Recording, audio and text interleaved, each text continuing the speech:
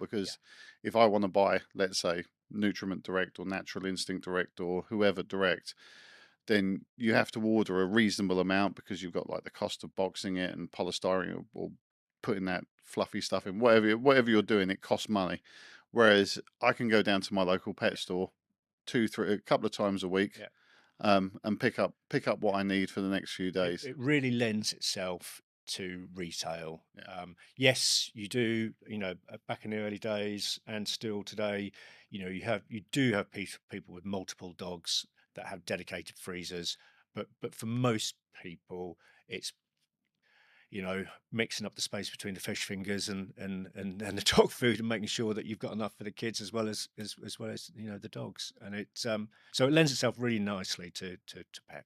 yeah, yeah. And look, I think for the independent stores, I mean, was talking about before we started, when I was young, every pet store would have like stacks and stacks of 15K bags of dog Yeah, food, every shop. yeah, But the internet kind of murdered it. yeah, Internet, poor yeah, parking restrictions.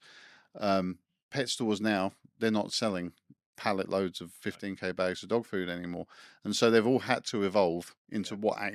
what they actually can sell.